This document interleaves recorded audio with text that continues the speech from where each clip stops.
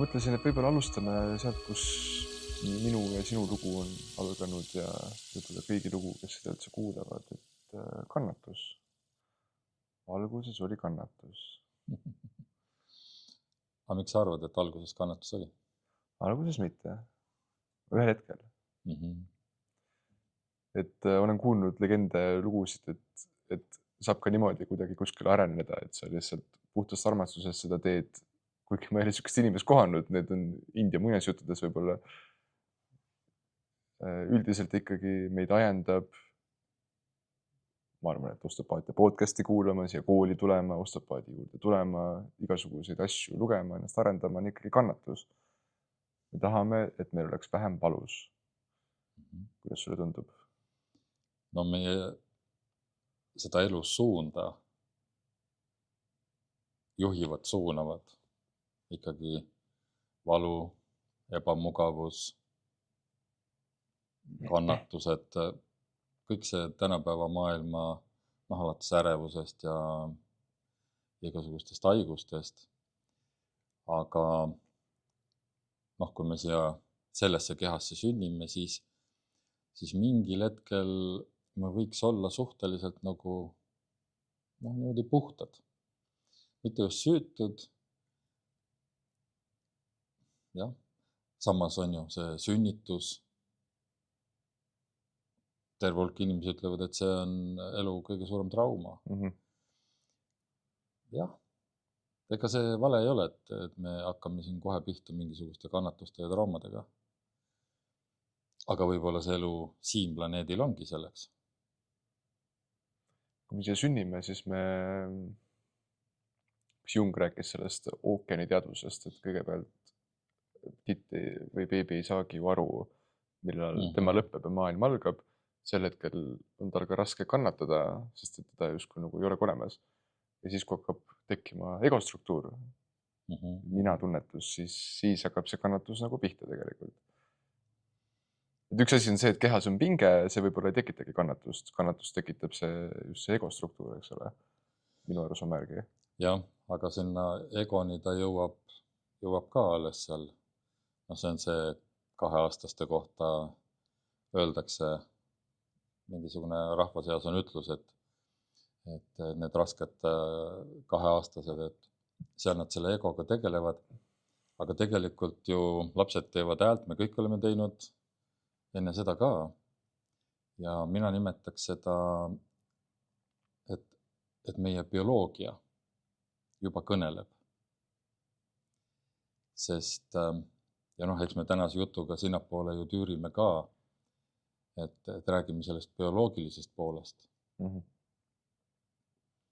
Nii et kui beebil, väikelapsel on mingisugune vajadus, näiteks tal on jänu, kõht on tühi, mähe on pikalt vahetamata, siis see tema füüsilise keha ehk see bioloogia hakkab kõnelema. Ja ta tajub, et ta ei tunne ennast hästi, tema vajadusi ignoreeritakse, nende eest ei hoolitseta. Eks ta teeb sama ka siis, kui vanemad lähevad teatrisse ja lapsele ei ütle. Laps tõuseb üles ja vaatab, et mingisugune järjekordne tädi on, kes püüab temaga hakkama saada. Aga see võib olla lapse jaoks hoopis šokeeriv. Ja siis, mis algab sellisest puhtast ellujäämisprotsessist, millest need vajadused ju tekivad, et lapse organism üritab ellu jääda. Kui need täitmata, tekivad igasugused kompensatsioonid ja tekib ego. Sealt see ju algab, eks ole? Jah, sellepärast, et ta näeb eeskujusid, näeb oma vanemaid, need hakkavad nõudma ta käest mingit konkreetseid, ühesõnaga, et ta ei saa olla tema ise, vaid ta peab olema selline, nagu vanemad ootavad. Ja ta ei taha seda.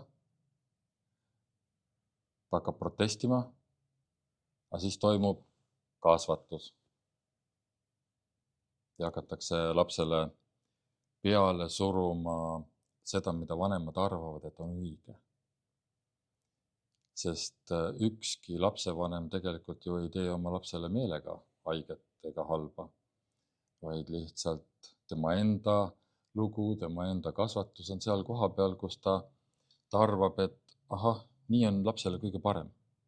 Nii saab temast hea inimene, õige inimene, ta jõuab kuskile, aga laps tegelikult seda ei soovi. Ja ühel hetkel ei ole tal valikut. Ja siis ta hakkab looma seda sama, võime nimetada ka selliseks illusoorseks minaks. Ehk ta hakkab looma lugu iseendast. Kes ma olen, kes ma ei ole, Ja, mida ma oskan, mida ma ei oska. täpselt, et teised inimesed annavad kogu aeg peegeldust, tagasisidet, on ju, ta midagi teeb, ma ei tea, mängib, ja siis öeldakse, väga ilus, väga hästi läheb sul. Ja teeb midagi teistmoodi, siis öeldakse, et ei, nii ei tehta, sa joonistad valesti, kana ei ole selline, mis iganes. Ja nii ta õpib looma võlts iseenda. Ja siin on hea mainida seda, et nüüd täiskasvanuna, nii nagu meie siin istume, või vähemalt me arvame, et me oleme täiskasvanud. Mulle meeldib elu üle lõõpida ja enda üle ka. Et siis me olemegi nende kahe minaga hädas. Sest üks suunab meid kuskile mingisuguse tahtmise juurde. No ma ei tea, naaber ostis uue auto. Ja minu see lugu, mida ma olen endast arendanud ja kasvatanud, see ütleb ka, et issand, mul on juba 25 aastat vana auto, kuidas ma pean ka saama midagi paremat. Et see on see illusoorne lugu, aga see hakkab tekitama meile jammasid. Kui ühel hetkel me seda siis näeme, võib-olla kannatustele on piisavalt ja hakkab tekkima, keegi hea filosoof ütles, tekib see tunne, et ma olen siin nagu varem juba olnud. Selline korduse tunne pisut. Siis hakkame otsima väljapääsu sellest. Kuidas sulle tundub, kas me räägime sellest väljapääsu otsimisest või räägime sellest, kuidas me veel seda oravratast... Et oleme kannatuses. Jah. Noh, eks kindlasti võib ka meie kuulajate hulgas olla inimesi, kes veel elavad nii automaatrežiimis, et oleks vaja mingid vihjeid, et kuidas aru saada, et ma olen automaatrežiimis. Võib-olla tõesti, jah. Ütle uuesti. Võib-olla tõesti, jah. Ja.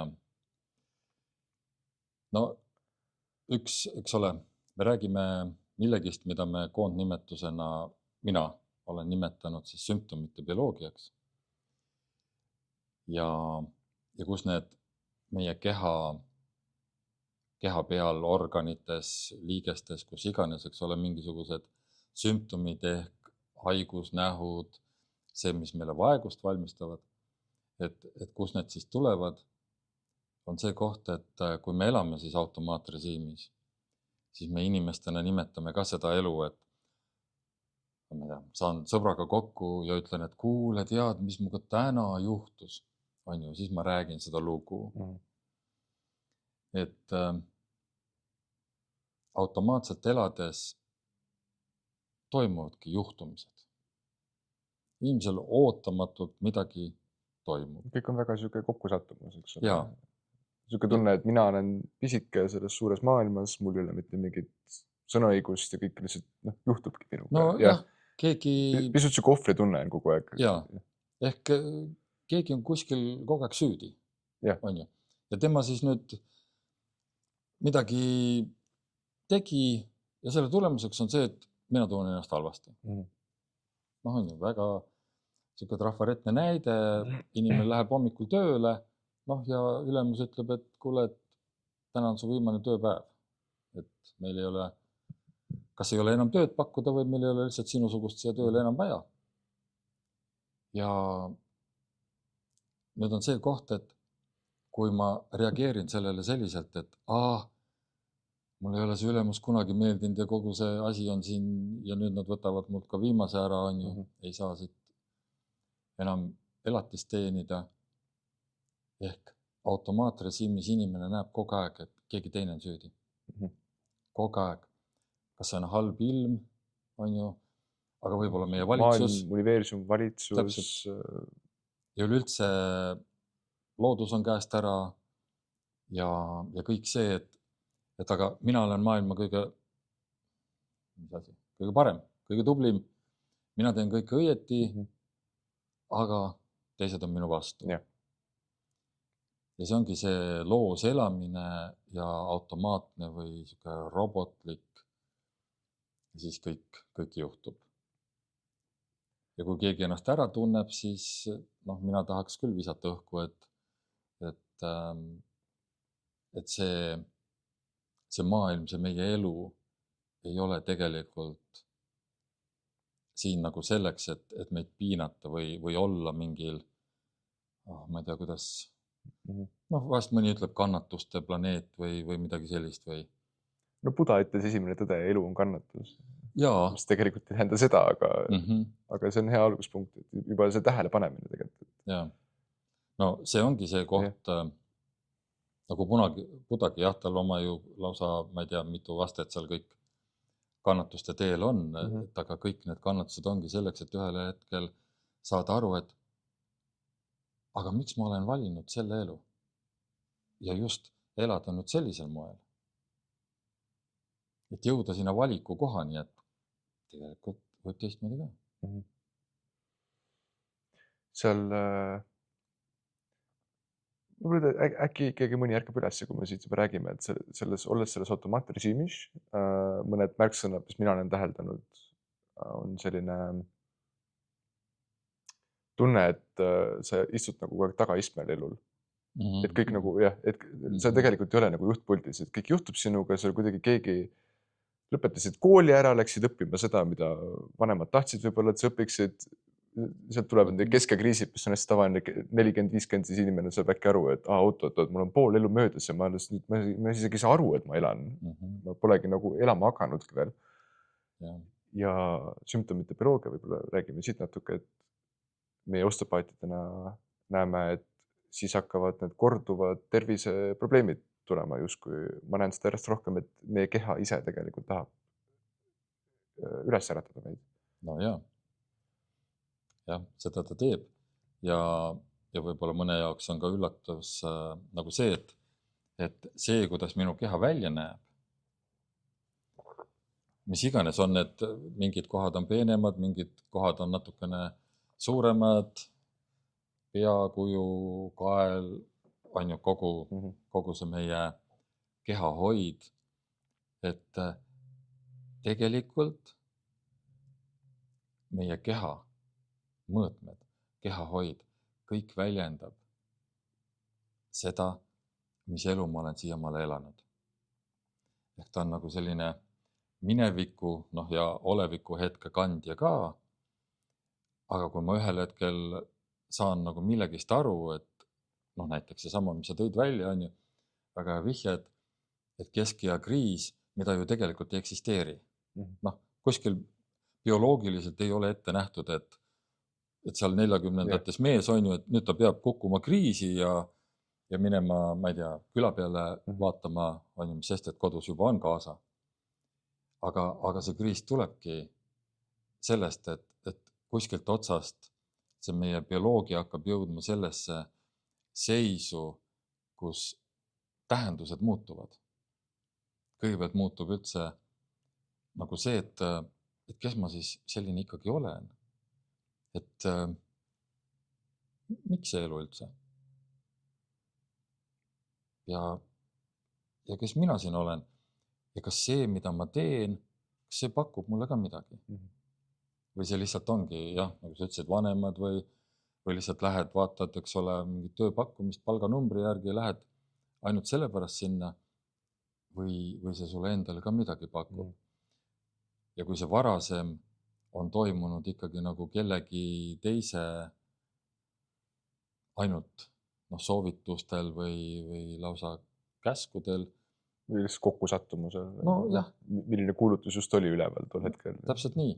Kuigi kokkusattumustega on niimoodi, et see elu suudab tihtilugu korraldada just niimoodi, et inimene saabki selle õige, on ju. Jah. Aga siis, kui see varasem lugu on selline olnud, siis ju minu jaoks vähemalt kõlab see, et inimesel kriis tekib ju väga loogiliselt. Ja üldse on aeg-ajalt hea ju enda käest küsida, et kui ma nüüd peaks, ma ei tea, hääbuma hakkama, ehk mida me surmaks nimetame, kas ma olen rahul sellega, mis muga on toimunud? Kas see on olnud see elu, mida ma, ka väiksena võib-olla tundsin enda sees, et ma olen see. Või see on olnud hoopis midagi muud, ignoreerides enda vajadusi. Me mingil hetkel räägime emotsioonidest, et selles läänemaailmas kõige põhilisem, ma natukene hüppan, on see, et ärgata ka sellele, mida ma tunnen. Nii et, ma katkestasin su teema. Too mind tagasi kuskile. Nüüd on siis kriis. Sellest me rääkisime ära, inimene sünnib siia ilma, siis tal tekib vale identiteet, egostruktuur, selle järgi ta hakkab elama automaatrežiimil, elab seda nii kaua, kuni tuleb kriis. Siis on kriis ja siis me hakkame otsima väljapääsu. Võib-olla hakkame siis sealt, et kuidas see teekond nüüd läheb. Esimene asi, mida inimesed otsivad ennast, on see samune eneseabi.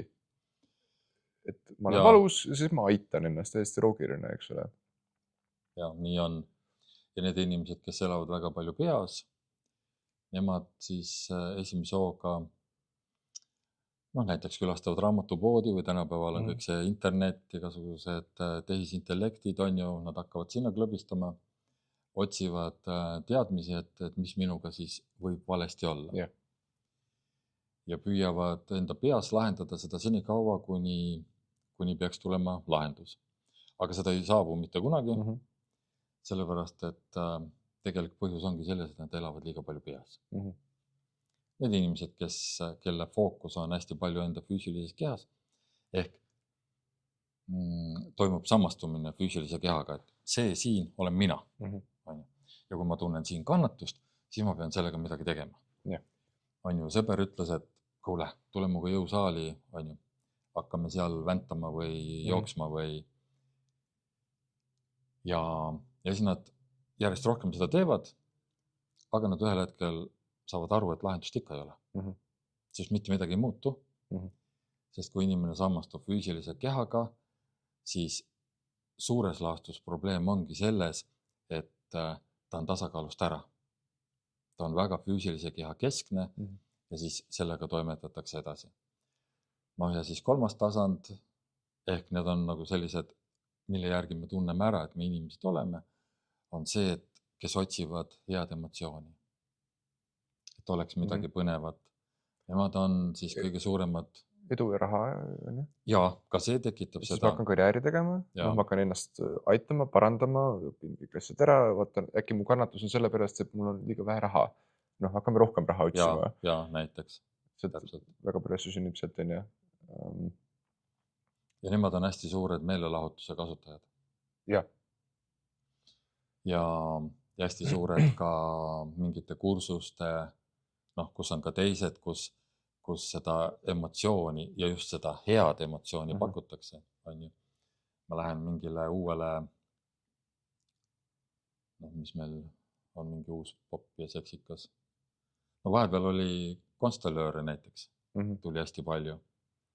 Ja tean isegi mitut inimest, kes läksid konstellatsiooni õppima. Sellepärast, et oli keegi, kes on Eestis tuntud ja kõik siis tahavad teda jäljendada. Aga nüüd ärgu keegi võtku seda mingisuguse tarkena, et lihtsalt enda vastu tuleb olla nii aus kui võimalik. Et kui ma kuskile sellisesse kohta lähen, mingisuguste teiste järgi, siis vahest unustatakse ära, et kas see ikka on minu tee. Et võib-olla ma otsingi näiteks emotsiooni, sest et seal saab positiivset emotsiooni, ühesõnaga need inimesed selliseid asju kasutavad. Noh, parem on rääkida endast, et ma olen aeg-ajalt toonud selle näite, et mina esimesena hakkasin tegelema vabastava hingamisega. Sellega sai Eestis isegi ringi käidud, kuigi mul ei olnud ühtegi kavatsust. Ma tahtsin lihtsalt enda kohta nagu aru saada. Aga siis lihtsalt nii juhtus, inimesed hakkasid kutsuma, kuni ühel hetkel saadki aru, et see nendes erinevates kohtades käimine ei aita palju. Seepärast, et kui see läbi saab, siis juba paari päeva pärast otsid uut kuulutust. Et ahah, äkki on midagi veel. Sest alateadvuses on seesama selline traumalik, otsin natuke sõna, protsess, mis ütleb, et minuga on midagi valesti. Sest ma ei tunne ennast hästi. No see sama fundamentaalne probleem, mis oli enne, see kannatus on ikkagi veel seal. Siis pärast seda, kui me oleme automaatrežiimil, meil on see kriis, siis tihti inimesed on loomulikult erinevad, aga kõigepealt me otsime seda välist lahendust, et nagu väljaspoolt, või siis natukene see sisse, et kas meil on raha, suhted, karjäär. Kui sellest me lahendust ei saa, siis hakkame oma keha arendama, natuke võib-olla oma hingamisega tegelema, proovime ennast sportlikuks saada, joosta, kõike seda. See ka ei aita.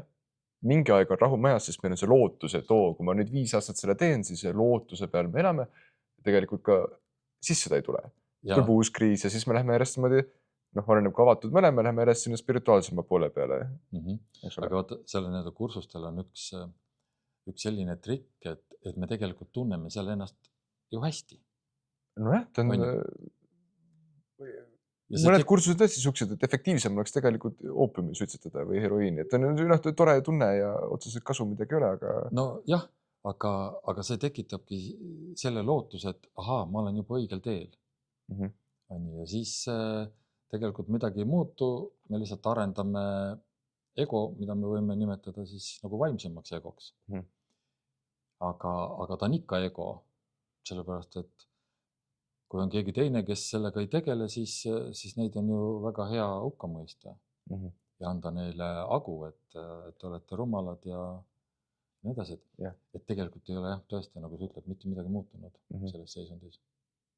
Aga see on vaheprotsess ja väga paljudele vajalik.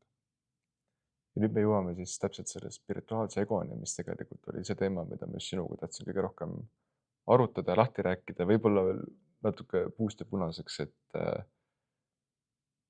me ei räägi sellest ülbusega, me ei räägi seda kuidagi hukkamõistvalt, siin ei ole probleemi, vaid see kõik ongi see otsimise protsess. See, et me otsime, on ju midagi väga ilusat tegelikult, sest me tahame, et meil oleks hea olla, tegelikult selles ei ole probleemi.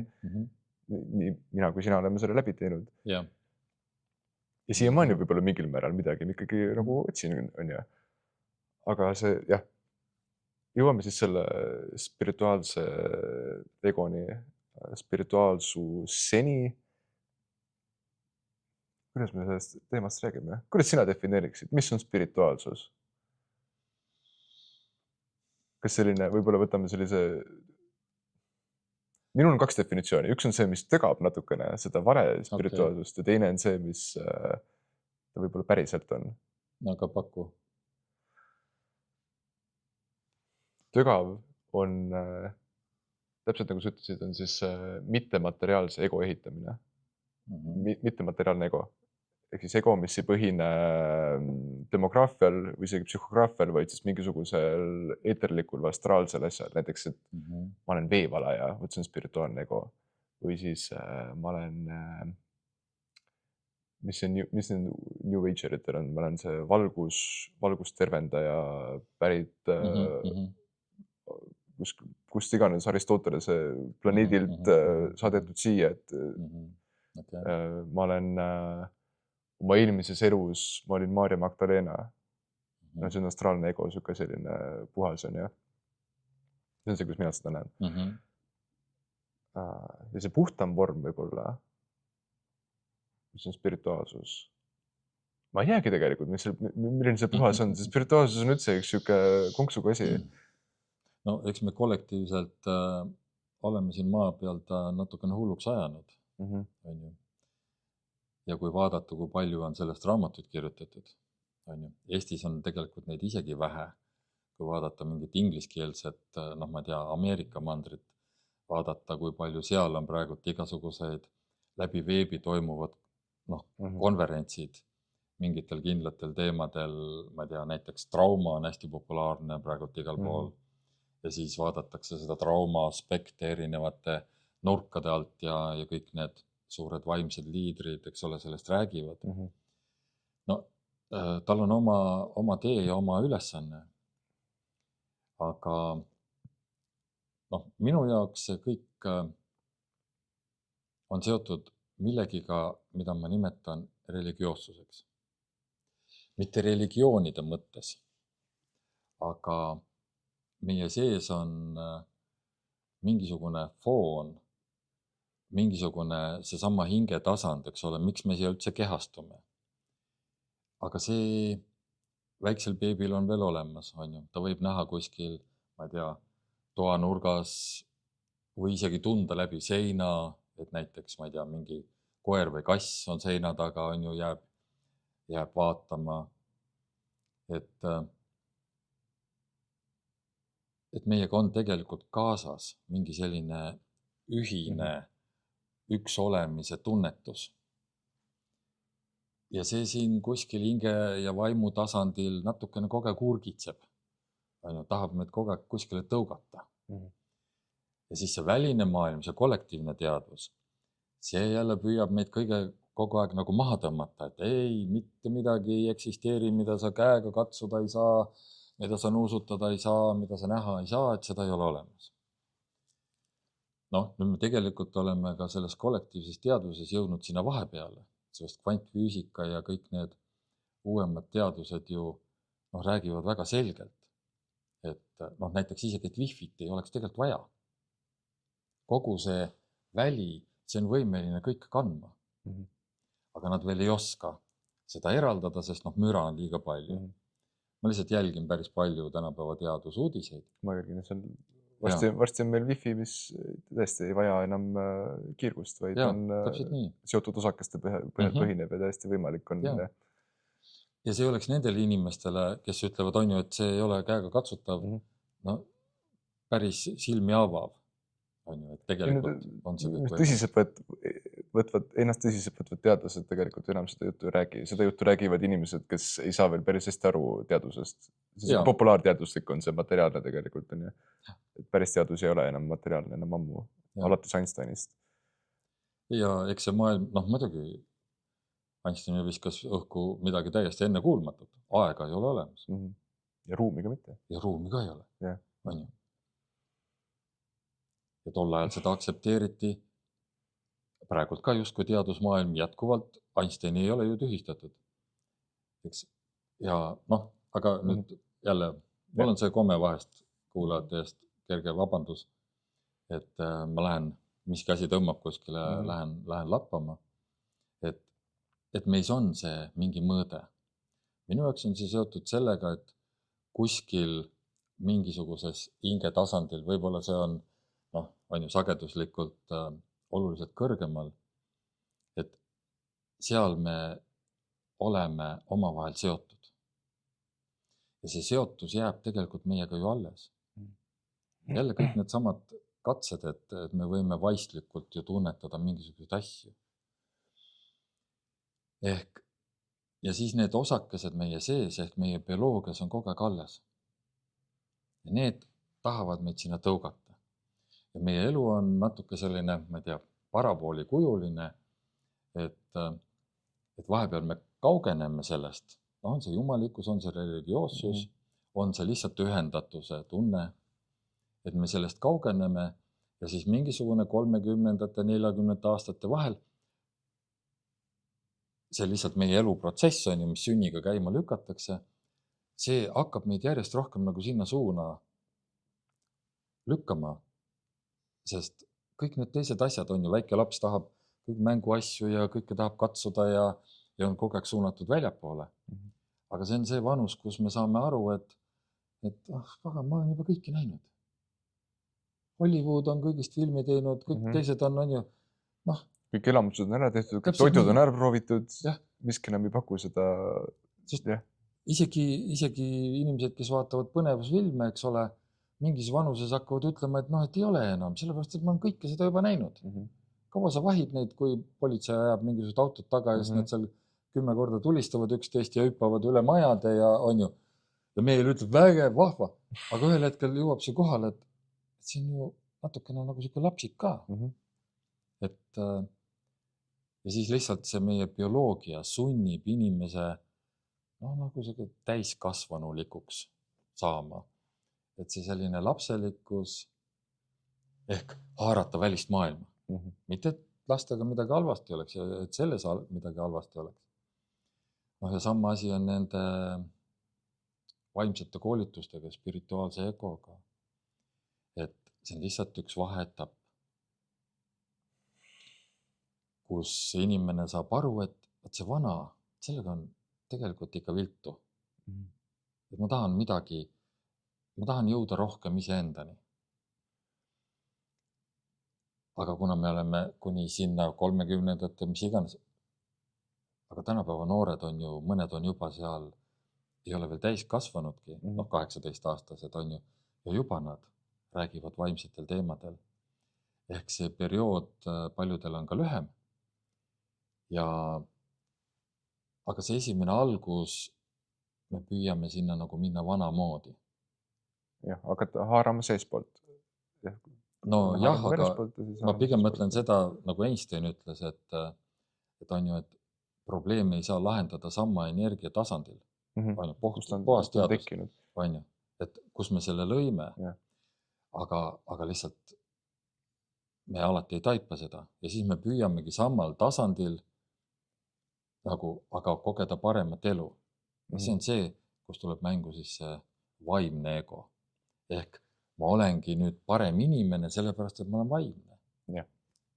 Aga tegelikult ei ole mitte midagi veel muutunud. Ma arvan, et siin võiks hakata pisut konkreetsed näiteid tuua, sest et ma kujutan ette, et on kuulajaid, kes on just siin kohas ja näevad seda teistes ja arvavad, et nemad see ei ole, et minu spirituaalsus on päris, ma saan aru, et nemad seal on hullud või lollid või mis iganes. Ja nad alles õpivad ja... Millest me siin konkreetselt räägime? Mis need populaarsed liikumised on? Minu tuleb tantra esimesena, see populaarne tantra vorm, tantra festivalid, tantra need praktikad ja kuna sina ka energiakeha praktikatega tegeled, mina olen sellega vastu näppe saanud, võib-olla, et mõned minutid peatuks sellel populaarsel tantra vormil, mis sa arvad? Tahaksin hoiatada inimesi natuke teadlikumast tuua, et lihtsalt minna kuskil tantra festivalile ja siis aasta aega oma seksuaalenergiaid kinni hoida, lihtsalt mitte kunagi sellega olnud varem tegeleda, see võib tuua katastroofilisi tagajärgi, millega mitte keegi aidata ei oska peaaegu. Asi ei ole nii lihtne. Asi ei ole nii lihtne, jah. Aga see on arusaadav, et inimene tunnetab, et see seksuaalne energia on väga võimas. On ju, siis ta loeb mingid raamatud, saab vihjeid, et ja siis ta hakkab sellega tööle. Aga kus sa sellega nagu siis tööle hakkad? See ongi see, et ega ju raamatutarkus ei anna mitte midagi. Ja kuna need festivale korraldatakse, siis sinna minnakse. Minu enda tee oli suhteliselt turvaline, sest tol ajal käis Eestis üks Rootsi, siis ta ei olnud nii otseselt tantra, võib-olla isegi mõni mäletab, olid sellised koolitused nagu seks, kiirtee Jumala juurde. Ja mind just kõnetas see ja see iseenesest oli väga turvaline. Sest seal ei toimunud mingisuguseid selliseid seksuaalseid protsesse, vaid oligi natukene selle energia tunnetamist, enda sees aru saamist. Aga ma näen seda ohtu selles, kui inimene püüab kohe jõuda millegini. Ehk on ju, et ma pean kohe kogema seda totaalset üksolemist läbi seksuaalsuse, on ju. Mu meel alles otsib seda, et tunda elust üldse nagu kergust või rõõmu või midagi, et noh, paljud ju põgenevad tegelikult oma reaalse suhte eest sealsamas, kuna suhe ei paku. Ja no mina ütleks lühidalt niimoodi, et need on kohad, kus on väga palju haiget saanud inimesi. Ja siis võib juhtuda, et saadakse uuesti haiget. Võib-olla vahepeal nad jõuavad väga kiiresti, väga kõrgele tõesti, aga siis pendel niimoodi tuleb jälle tagasi alla ja seal on, jah. Sest see seksuaalne energia on ju nii väekas ja nii võimas, et noh, me ju kuuleme päris tihti mingit maailma tasandil, noh, ma ei tea, kuidas nimetada gurudeks või mõni tahab ka ennast ju valgustunuks nimetada. Aga tihtilugu käivad ka nendega kaasas mingisugused lood, ma ei tea, noorte tüdrukute ärakasutamisest või mis iganes. Osho, kes oli Indias, oli suur guru ja ma täitsa usun, et mina tõlgendaksin seda niimoodi, et Indias on see seksuaalsus on palju rohkem vaos hoitud ja siis Osho tuli Ameerikasse õpetama ja võib-olla kohtus seda lääne seksuaalsust ja tagajärg oli see, et tal oli seal mingi 120 pealine naiste haarem vahepeal, kus lõpuks CIA võttis ta maha, eks ole. See oli väga, see läks väga hulluks ära seal, et asi läks vaimsetest puhastest õpetustest ikkagi väga kaugele. Jah, no ma püüan sellised konkreetsed asju vältida, sellepärast, et on ju, ega me ei tea seda tausta. Jah. Sest, et ta võis olla ka selline, et puhas ja näiteks, et Osho praktikad lihtsalt saidki ohtlikuks Ameerika ühiskonnale. Sest sel ajal oli palju, noh, Lennon, eks ole, kellest ju samamoodi näitas kogu seda sõja ja kogu seda jama, on ju. Noh, ja väga palju on legende, et ka Lennon ju tegelikult tapeti, et see oli seal kõik psühhoosidega nagu suunatud. Ühesõnaga, neid me ei tea. Aga seal on ohte, nii et selle vaimsusesse nagu hüppamisel tuleb olla, säilitada teadlikkus, mis on muidugi selles mõttes keeruline. Aga me võtta teise, et ärme jää nendesse siis ka pikalt kinni, näiteks millega ma olen ise korduvalt kohanud, on emotsioonid. Sellepärast, et see sümptomite bioloogia põhineb ka suuresti emotsioonidel. Ja ka Eestis on levinud, ja seda on ka mujalt maailmast olnud kuulda, et neid emotsioone mõistetakse hukka. Ja siis ongi see, et ma peaks kuidagi nendest vabanema. Et see on natukene nagu selline halb siin, et ma kogen oma emotsioone ja nüüd ma õpin neid siis nagu enda seest vabastama. Kas on midagi sellist, et näiteks ma tunnen viha ja et viha on nagu midagi väga halba ja toksilist ja siis vihast tuleb lahti saada, sest puhtal inimesel ei ole ju viha. Ja. No selline legend meil siin selles maailmas levib, et emotsionaalsus on nagu halb. Halvad tunded ja head tunded. Jah, ja kuna need tekitavad ka seda, eks ole, et ma tunnen ennast kuskilt otsast halvasti, kuskil on ebamugav, ärevused ja kõik sellised asjad, et see on halb. Ma pean minema terapeudi juurde ja sellest vabanema. Aga tulemuseks on see, et nende inimeste elu ei funktsioneeri enam. Et minu juures on mitmed käinud ja et seda nagu ära ei unustaks, siis lihtsalt minu jaoks on emotsioonid, nii nagu ma näen siit aknast, eks ole, Tallinna tänavad, kus sõidavad autod. Ja see tänav on väga sile ja turvaline, see on suhteliselt värskelt pandud. Asfaltauke ei ole. Aga meie elu ei ole ilma aukudeta, ilma üles-alla liikumist. Sama lähed töö juurde ja ülemus ütleb, et kuule, sinu teeneid me rohkem ei vaja.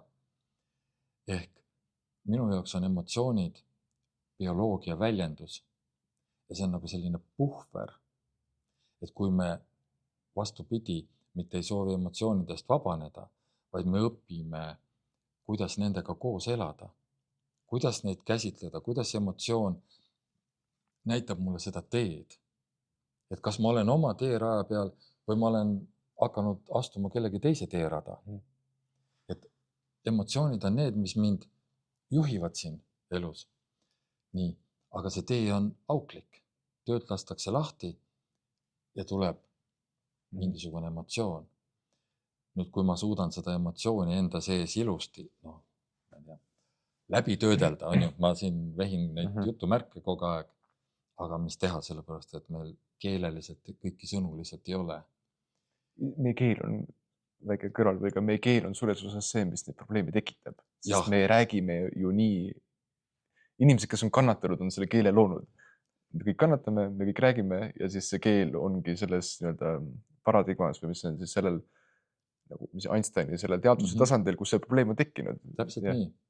Ja meil on sõnavara vähe selle kohta, kus me oleme teisel vibratsioonilisel tasandil, sest kõik on ju vibratsioon. Nii et emotsioon on, nii nagu autodel on vedrustus, amortisatsioonid. See annab meie kehale, see annab meie kudedele aega, et need emotsioonid, hormoonide mäng, närvisüsteemi, elektrilised impulsid, on ju. Sest meil on ka elektriline keha. Et need saaks lahustuda. Emotsioonid annavad mulle aega lasta nagu enda seest läbi, et oota, mis nüüd siis toimus? Ahaa, homme ma siia tööle ei tulegi. Ja siis on ju, mul on aega lasta enda seest läbi, et oota, aga mis see nüüd mu elule siis üldse tähendab? Kas ma suudan sellega nõustuda? Ehk kogu minu see bioloogia, kõik organid, mis sellega seotud on, sest igal organil on ka oma teema, oma energia. Nii nagu kopsud on hingamiseks, ma ei tea, magu seedimiseks ja nii edasi. Et näiteks magu peab selle idee ära seedima. Selle, et homme ma tööle minna ei saa. See ei ole, me ei ele ainult peas.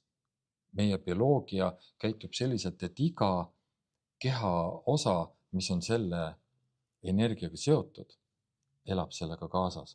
Ehk mul on vaja sellist puhveraega, et mitte jääda haigeks, sellest ehmatusest, sellest šokist. Ja emotsioon ongi see aeg. Aga kas meil koolides kuskil õpetatakse emotsiooni, kuidas nendega elada, kuidas neid mõista, mitte minna nendega kaasa?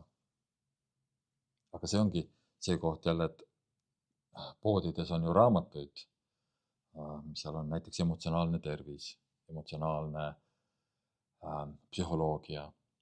Aga üks asi on raamat. Raamat,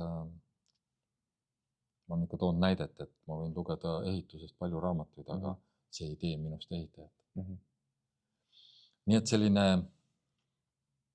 nende vaimsete teemadega jõuliselt kuskil hüpata on nagu ohtlik.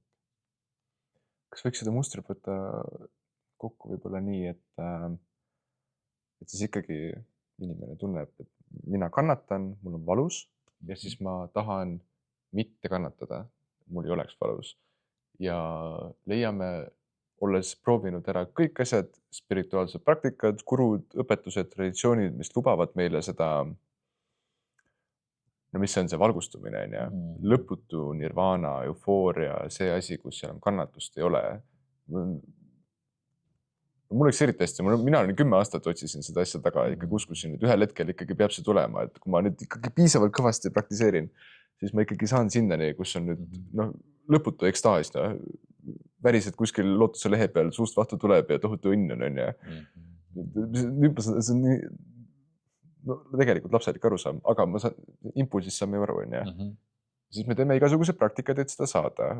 Seal on need tantrad, dieedid, igasugused erinevad meditatsioonid, mida me teeme selle sama distsipliiniga, millega me enne jõulisusega, nagu sa ütled, on ju. Veel hullem, kui inimene satub nende võimsate energiakeha praktikate otsa ja siis teeb seda sellega. See lõpeb halvasti, nagu me rääkisime väga tihti. Mis veel tehakse? Terapeudid, praktikant, igasugused terapeudid, konstellatsioonid, mis sa ütlesid, psühhedeelikumid, sinna jäävad väga paljud inimesed lukku, ma leian. Kui sa ikkagi iga kuu aja tagant pead minema kuskile vihmametsa ajuvaskat jooma ja kogu aeg midagi tervendad, siis see tegelikult sa ei jõua sellega lõpuni mitte kunagi, et ma nüüd tervendan kõik ära ja enam mul ei ole üldse valus. Nojah, seepärast, et mis inimest ju tegelikkuses siin üldse juhib, on ju sinna vaimsuse poole, on see, et tal on mingisugused tunded ja emotsioonid, mida ta ei taha, mis on valus, ebamugav, raske, abikaasa kogu aeg, ollakse konfliktides ja nii edasi. Ja siis ongi, et kui keegi lubab seda õndsust, on ju, siis on nagu kerge sinna kukkuda. Aga kui sa lähed sinna vihmametsadesse ja kogu aeg seal käid, siis ju tegelikult see algne stiimul on ju sama. Ehk ma usun enda sees midagi näiteks sellist, et minuga on midagi viltu. Ma pean ennast tervendama, seepärast, et ma tunnen ennast kogu aeg halvasti. Ma pean midagi tegema, minuga on midagi halvasti.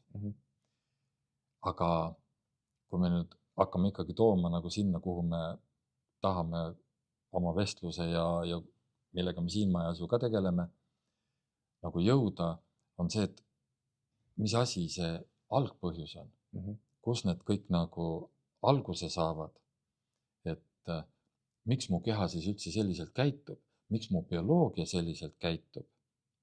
Et meil on levinud arvamus, et see minu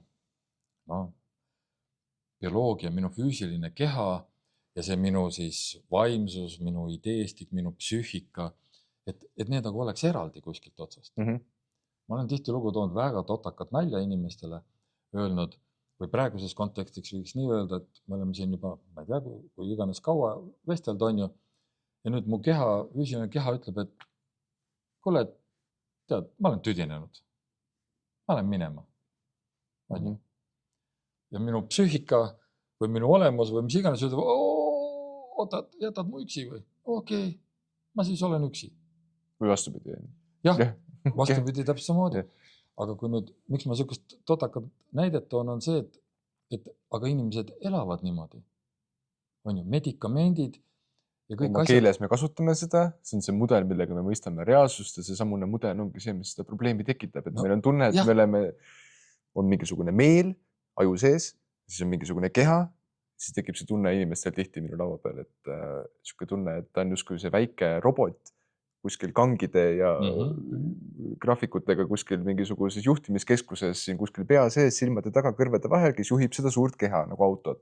Ja kui keha on katki, siis on vaja... Siis tuleb minna remonditöökotta ja keha korda teha. Ja ise lähen istun kohvikusse, ootan, kuni remondimees korda teeb ja siis istun uuesti ja peaks edasi sõitma. Aga see loogika ei tööta. Sellepärast, et kui mu füüsiline keha siin ära väsib, siis ta ei saa ära minna. Sellepärast, et kogu minu mõtted, emotsioonid, tunded, kõik see asubki füüsilises kehas. See on kõik üks tervik. No kus mujal? Kus need mujal olla saavad? No võt, mina ei saa ka aru, kuidas saab seda niimoodi võtta.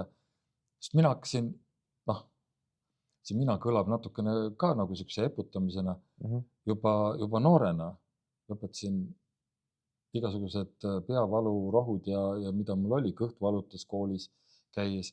Aga ma kogu aeg esitasin endale küsimust, et oota, aga siin peab ju midagi olema. Miks ta just nende päevade alguses valutab, kui kontrolltööd on tulemas? Kui ma juba tean ette, et täna ta võib mind küsida. Ehk, ja siis tekkisidki need küsimused, et oota, need on kõik ju omavahel seotud. Et miks ma seda tabletti võtan? Et see tuleb ju kuskilt siit minu seest. Ja nüüd ongi, et juba üle 20 aastaks ole need asjadega tegeletud ja nüüd on kogunenud kokku terve hulk seda elukogemust ja ise õppinud et aeg on hakata seda nagu jagama. Ja ma ei tea, et eesti keeles oleks Eestis midagi sellist õpetatud. Ma tean mitmed inimesed, kes õpivad kuskil läbi veebi, ma isegi prantsuse koolkonnas õppinud ja seda tehakse, aga paneme nüüd kokku esimese siin päris kohe omas keeles ja minu kui eestlase poolt juhituna, kus on minu enda kogemus ja siis nagu maailma kogemus. See on siis see bioloogiline loogika kursus. Ma ise, jah, teda võib bioloogiliseks loogikaks nimetada, aga ma ise olen pannud nagu sümptomite bioloogia.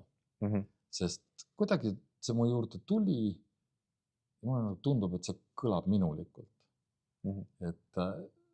Et ma vaatlen just nagu neid rõhk on nendel sümptomitel, mis inimesel on. On ju, ta tuleb, ta räägib oma loo, mida ta kogeb ja tihtilugu ma ei tea, inimesel on näiteks hakkab mingit kolesterooli rohtu võtma või tuleb ja ütleb, et tead, mul see kolesterool, ma võtan tablette, siis üks esimese küsimusi, miks ma inimeselt küsin, on see, et aga miks sa arsti juurde läksid? Et kust tuli see, et sa pead võtma kolesterooli tablette? Ja siis selgub, et inimene läks sinna hoopis, ma ei tea, lõi varba ära. Ehk sümptomeid ei ole tegelikult olnud inimesel. Nii et need on nagu hästi olulised, seepärast meie bioloogia on midagi sellist, mida võiks öelda, et bioloogia, meie kehabioloogia, ei valeta mitte kunagi. Seepärast, et see kõik on üks tervik. Kui minu kehakuju peegeldab seda, mis traumasid ma olen lapsena kogenud, mis minuga praegult toimub, siis ka kõik sümptomid on seotud mitte ainult sellega, et võib-olla ma löön jala ära, on ju, see on ilmselge, et füüsiliselt tegin talle haiget, aga seal on ka midagi, mida võiks nimetada siis psüühikaks, minu emotsioonideks, minu seisundiks, et miks ma käitusin selliselt, et ma olin võib-olla hooletu, ma olin täiesti ennast ära kaotanud, on ju, miks ma selle jala ära lõin. Sest inimesed, ma toon ühe sellise vahva näite, ja ma arvan, et ma üheski varasemast podcastis rääkinud ei ole. Naisterahvas otsib endale kaaslast. Kohtub erinevate inimestega, ei leia seda õiget. Ühel hetkel istub kohvikus, meesterahvas on vastas, ajavad juttu ja ta tunnetab, et äkki tema on see. Aga täpselt samal hetkel võtab, kohvikus juuakse ju tihtilugu kohvi, võtab kohvitassi, et võtta lonks juua ja täpselt sellel hetkel, kui ta hakkab tõstma, tuleb tal see mõte, et äkki tema on see õige. Ja lihtsalt kogu bioloogia reageerib selliselt, et kohvitass kukub alustaldriku peale ja sealt serva peale täpselt niimoodi, et viskab kohvi partneri ülikonna ja särgi peale. Ja loomulikult, on ju, ta oli pikalt otsinud suhtekaaslast, see oli tema jaoks nii suur trauma, et ta jooksis sealt lihtsalt minema ja siis tuleb ja räägib, et kuule, midagi on totaalselt valesti. Ehk bioloogia räägib, meie uskumused, see, kuidas me ise anname elule tähendust, et mida me oleme varasemalt kogenud, see kõik istub meil siin bioloogias ja tema juhib meie elu tegelikult. Tihtilugu me nimetame seda alateadvuseks. Aga kus on alateadvus? Alateadvus on igas rakus. Ja ta on ka siin käes, sellepärast, et jõuab kohale, et kui äkki tema on. Aga uskumus ütleb, et mehed on väga ohtlikud. Ära lase neid endale liiga ligi. Aga mõte, et äkki tema on õige, see tähendab ju lähedust. Kõik, kohvitass kukub, kõik rikub ära, bioloogia plaksutab, jess, saime sellest mehest lahti. See näitab sellist kui ma olen enda jaoks defineerinud, et kui me ajame taga tervist, ehk siis terve olemist, terviklik olemist, siis see on ju selline, kuidas sulle tundub, ma näen seda killustatusena, et hääl peas räägib ühte juttu, keha räägib teist juttu, ei ole sellist harmooniat, sisemine konflikt, haigus. Ehk siis mitte tervis, sa ei ole terve, sa oled killustunud. Siis me nimetame seda haiguseks. Inimene ise tunneb, et tal on kuidagi, ma ei ole tervena. Aga ei olegi, ongi killustatud, erinevad osad. Üks tahab ühte asja, pea läheb ühes suunas, saba teises suunas. Ja meil on isegi ühe ja sama teema kohta näiteks vastandlikud uskumused. Võib-olla raha teema näiteks. Paljudel on mingid vastandlikud uskumused. Üks uskumus ütleb, et raha on väga hea, tore, on ju, see väljendab minu väärtust ja nii edasi. Aga võib-olla teine uskumus ütleb, et ei, need rahakad inimesed, need on kurjad ka. Või egoistlikud või mis iganes. Et meil võib olla ühe ja sama asja kohta vastandlikud uskumused ja vahest on neid isegi mitu. Ja naljakal kombel ego, see on koht, kus võib korraks vihjata uuesti selle spirituaalsele egole. Et meie ego haarab väga nendest spirituaalsetest, ilusatest asjadest kinni ja kõik need negatiivsed tunded ja asjad, need kõik kaetakse ilusaga. Inimesed hakkavad rääkima armastusest. Keegi on õnnetu, midagi toimub, siis öeldakse, ära muretse, kõik on ilus, on ju, tule, ma annan sulle head vibratsioonid, armastus. Ja siis, et korda endale, et sa oled armastus, ma armastan ennast, peegli ette minek ja nii edasi. See tegelikult teeb karuteene. Ja kuskil ma olen seda varem välja ka öelnud, et Ameerika statistika, seda on uuritud, ütleb, et nii nimetatud positiivselt mõtlevatel inimestel, ehk see on see kunstpositiivsus, mitte tegelik kogemus. Seal on vähkkasvajad kordades rohkem kui nende inimeste juures, kes lihtsalt väljendavadki oma kurbust, oma pahameelt, kui see nii on. Ei vala seda teiste kaela, aga nad näiteks väljendavad. Võib-olla jälle inimestel üks näide. Minule, kui mul hakkab midagi sees nagu ketrama ja ma tunnen, et see lihtsalt kogub siin ennast, mingisugune varasem trauma, mingi impulss kordub, siis ma püüan alati leida selle koha, et kui see energia on hästi nagu jõuline ja tugev, siis ma lihtsalt röögatan selle välja. Kas ma olen siis autos näiteks üksi või kuskil looduses, peatan auto kinni, lähen majast välja. Ma lihtsalt kogun selle energia ja siis ma paiskan ta välja. Nii et neid emotsionaalse tervise võtteid on ju palju. Võtamegi siis kokku selle, mul tunne, et see ongi see koht, kuhu see vestlus, kuhu poole see liikunud on. Et sünnime siia maailma, siis paratamatult meil tekivad mingisugused haavad, mingisugune kannatus. Selle kannatusega toimetulemiseks tekib meil egostruktuur. Siis me elame oma elu automaatrežiimil, kuni ühel hetkel tekib esimene kriis. Me hakkame otsima, saame aru, et oot, ma kannatan, olen elanud nagu masin, tahan otsida väljapääsu. Siis, mis me teeme? Teenime miljoneid dollareid,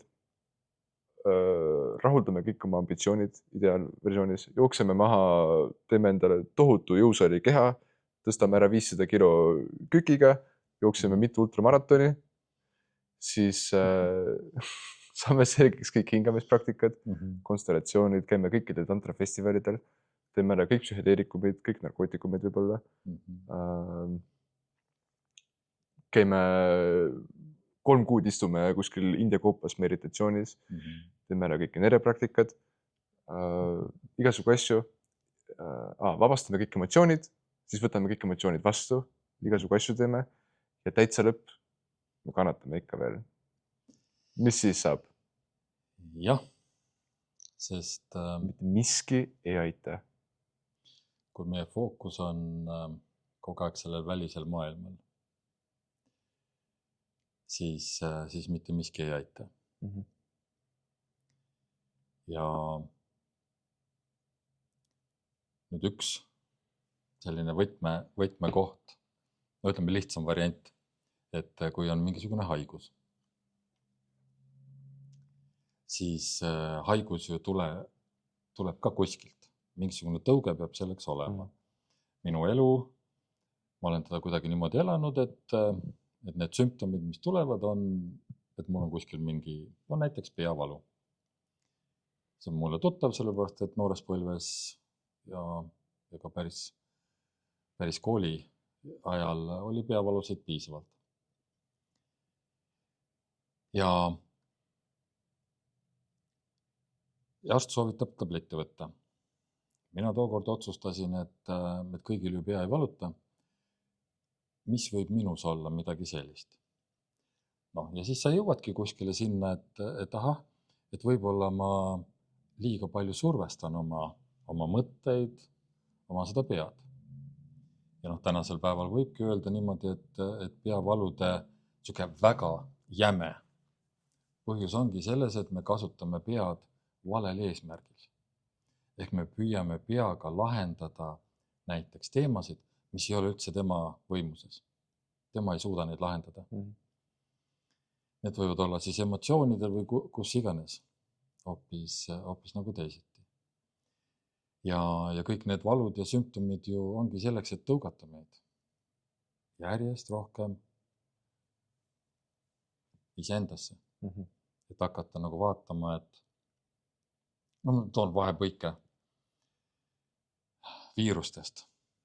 Minu jaoks on see olnud kogu aeg naljakas, et keegi klassis oli nohus, köhas, on ju, siis öeldi, et ahah, nüüd võivad kõik haigeks jääda ja see on viirus.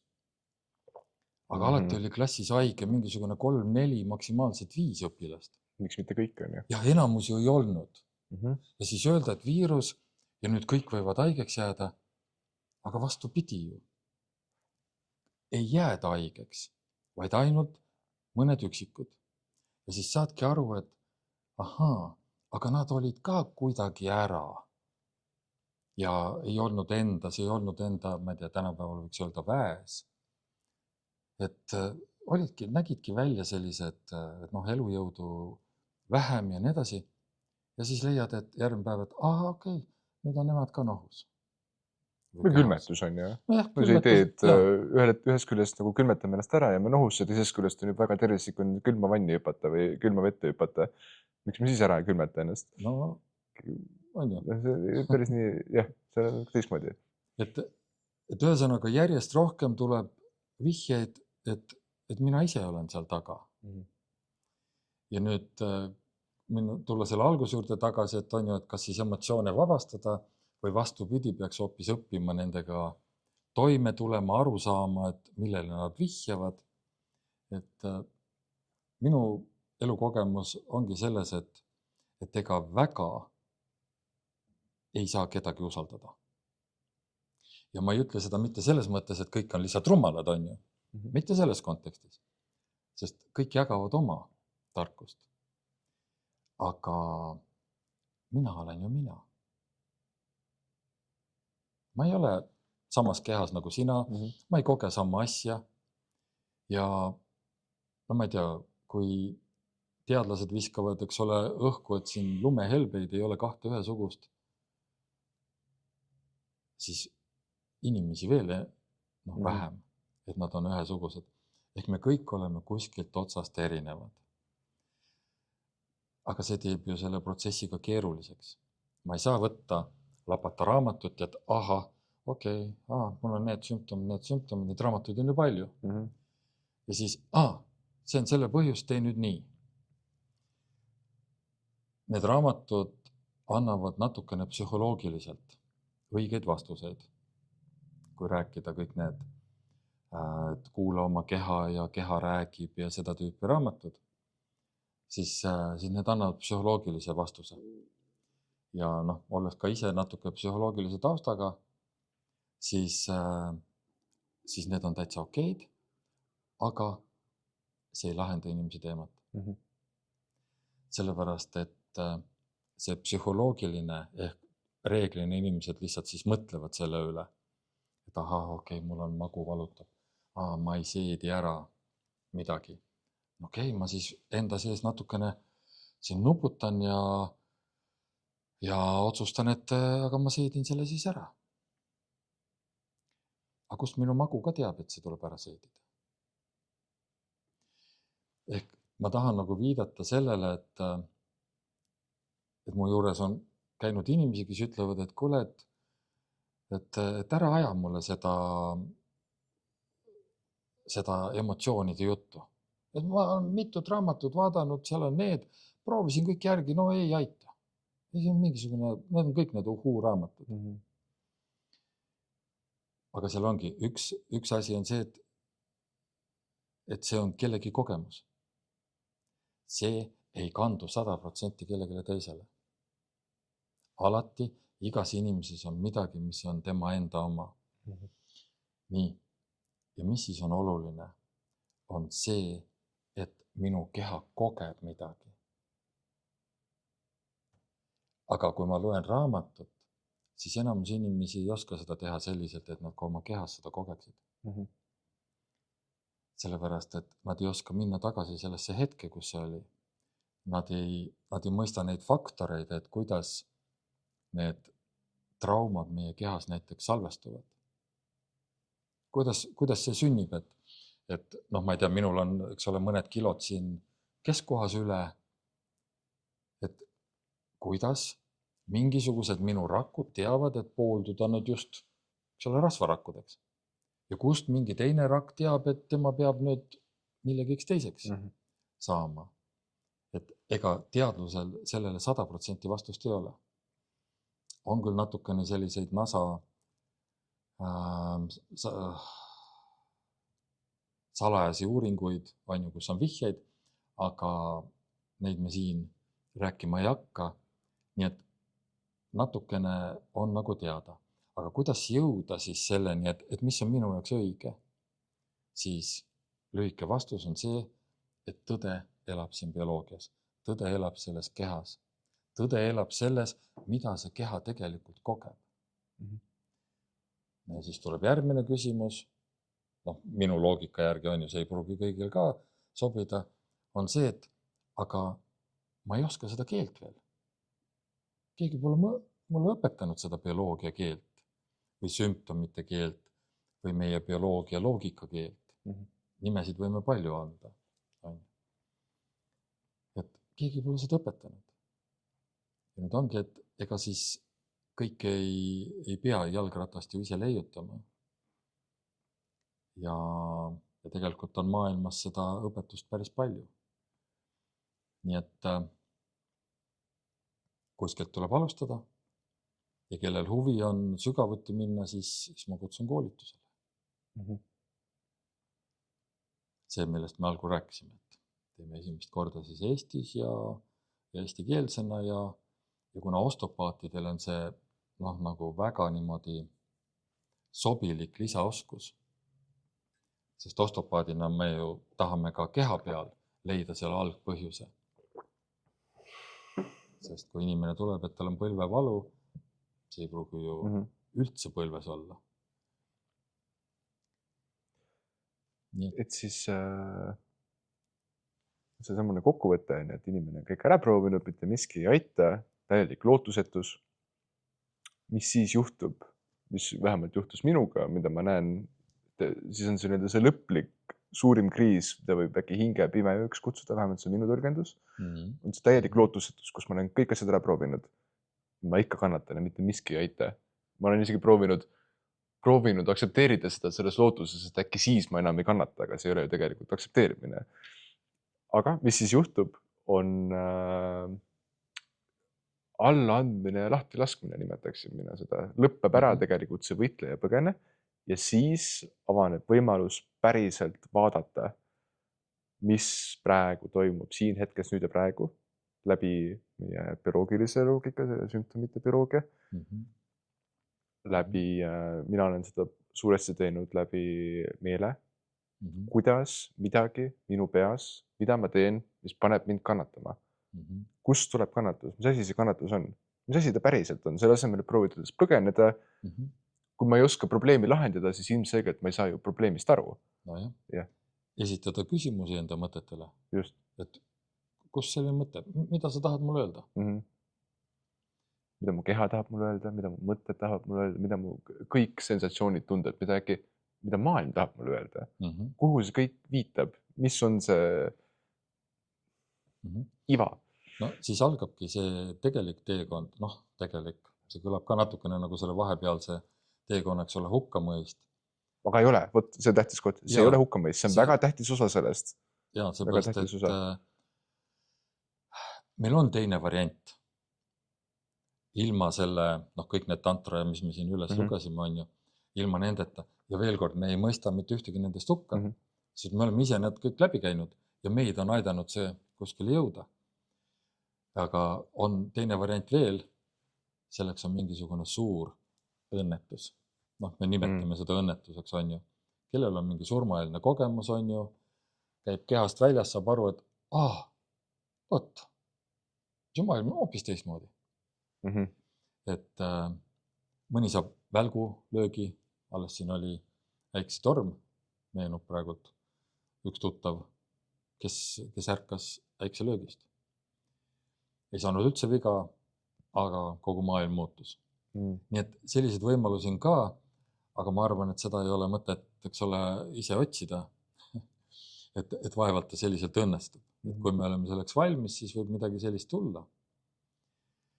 Aga nüüd jah, et kui me sinna jõuame, siis minul käis see pauk umbes niimoodi, ma mäletan, et ma olin mitu nädalat täiesti audis ja mul on see hääl ja kõri hästi tundlik ja mõnes mõttes ma lihtsalt väljendasin igal sammul, et kogu see maailm on mulle ainult valetanud. Kõik ümberringi on ainult vale. Ja siis saad kõik selle purske ja kogu oma pinge nagu välja elada, siis hakkad nägema, et vaata ei ole. Lihtsalt mina tõlgendasin teda selliselt. Sest et ma jäin uskuma seda välist maailma, ma jäin uskuma kõigi teiste ideid. Ja kui sa selle pinge ja selle saad kõik endast lahti, siis avanebki midagi siit ja kõik avaneb seest poolt. Et sa näed, kes läheb poliitikuks, kes hakkab tegema mingisugust karjääri, kes oma rahasid vaatab, et kus ma saan hea tegevust teha, kus ma saan toetada neid, kes tegelikult, eks ole, aitavad teisi või loovad mingeid väärtuseid. Et see välis ja maailm, see võib toimuda ainult hetkega. Minul toimus see ka suhteliselt kiiresti. Klõpsuga? Klõpsuga? Klikke praegu? No ta päris niimoodi klikiga ei käinud, aga ühel hetkel ma lihtsalt avastasin, et huvitav, et elu on muutunud, aga mis asi muutunud on? Ja siis ma tajusin, et mõtlesin, et oota, mul on ju pea juba mõnda aega täiesti tühi. Nii et minuga juhtus lihtsalt see, et kõik see mõttemüra, mis poisikesena ja noore mehena oli, see oli täiesti kosmaarne. See lihtsalt lahustus. Lihtsalt saad enda sees aru, et see bioloogiline kompuuter siin lihtsalt on läinud hulluks, on läinud käest ära. Aga jällegi, mind aitasid mantrad. Ja ma tegin enese mantra iseendale oma häälega. Sa lihtsalt loed linti, kõik oma pinged, asjad, kõik, mille üle sa oled pahane, kõik, mis sind häirib, ajab tigedaks, närvi, vihaseks, loed selle kõik linti ja paned mängima ja lihtsalt lähed sinna sisse ja kuulad. Ja kõik ühel hetkel läheb selliseks, et ta lihtsalt plahvatab. ja saad aru, et kuule see, kes seal linti rääkinud on, selle jutus on nii hull. See on lihtsalt rumalus ja lollus. Ja siis toimub see avastuse koht, et oota, mida ma olen siiamaal üldse elanud. Noh ja nüüd siis aitame siin akadeemias inimesi, et nad leiaks ennast ka seestpoolt. Me jõuamegi siis siia nüüd. Mis asi see osteopaatia nüüd siis on? Miks me siin oleme? Miks me teeme osteopaatiat? Miks sina teed?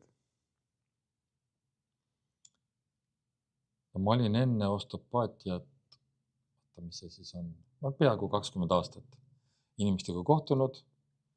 Kuskil ma olen seda väljendanud, mina seda ei tahtnud. Lihtsalt inimesed hakkasid kutsuma kuskile.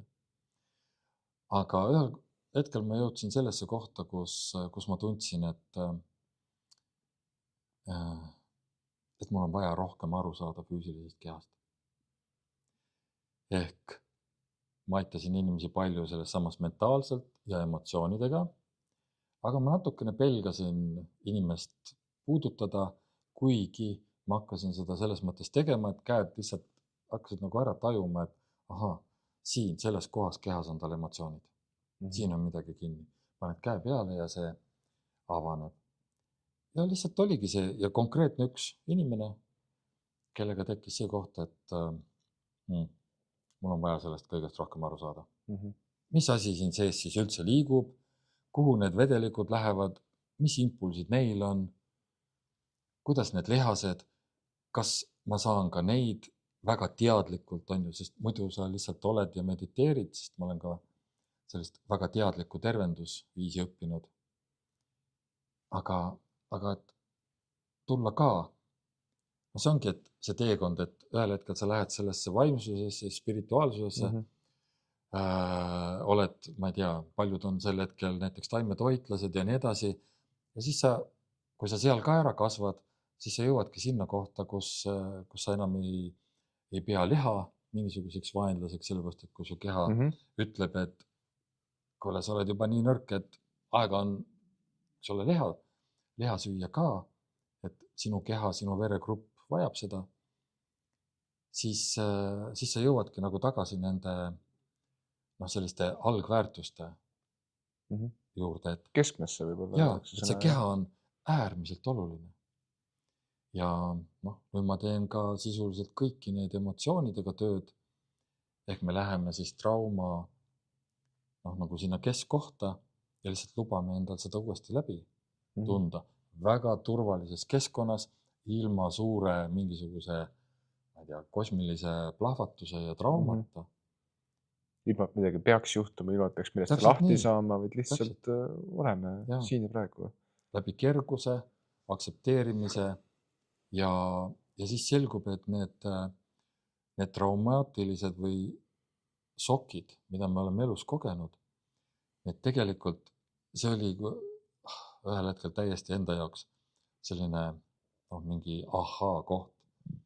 Saad aru, et valmistud nagu, et oi, inimesel on, ma ei tea, mitu korda vägistatud ja need, see on nii pikk trauma ja issand, mitu seanssi see nüüd kõik kestab. Ja siis inimesel on lihtsalt 1 minut, kus ta ütleb, et midagi väga intensiivselt toimub kehas. Ja umbes minuti pärast ja reeglina on väga lühikesed. See kõik vaibub. Meel ütleb, et kas ta tõesti lahendas selle nii lühikese ajaga ära. Ja nii on.